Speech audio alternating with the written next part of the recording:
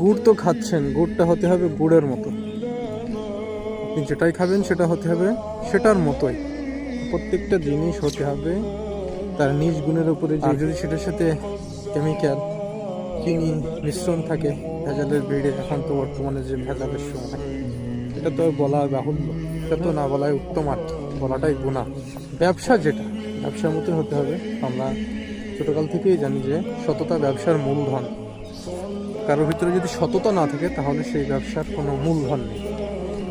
রাসূল সাল্লাল্লাহু আলাইহি ওয়াসাল্লাম বলেছেন, মান গাশশা ফালাইসা মিন্না, যে ব্যক্তি ধোঁকাবাজি করে, ভেজাল মিশ্রিত করে, সেই ব্যক্তি হচ্ছে আমার অন্তর্ভুক্ত না। অর্থাৎ রাসূল সাল্লাল্লাহু আলাইহি ওয়াসাল্লাম কত কঠিন একটা কথা বলেছেন, চিন্তা করেন। মানে তৎকালীন ব্যবসায়ীরাও পণ্যে ভেজাল মেশাতে পারে। এখন তো 1400 বছর পরে তো আপনি চিন্তা করেন, রাসূলের জামানায় যদি এরকম ভেজাল করে থাকে, তাহলে 1400 বছর পরে এসে কেমন বর্তমান পরিস্থিতি। আমাদের তো ইমানই একেবারে হালকা। তো প্রত্যেকটা বিষয়েই এখন ভেজালের ভিড়ে আপনাকে অবশ্যই অথেন্টিকটা, ভেজালের ভিড়ে অবশ্যই আপনাকে 100% ন্যাচারাল সেটা অবশ্যই খুঁজে নিতে হবে।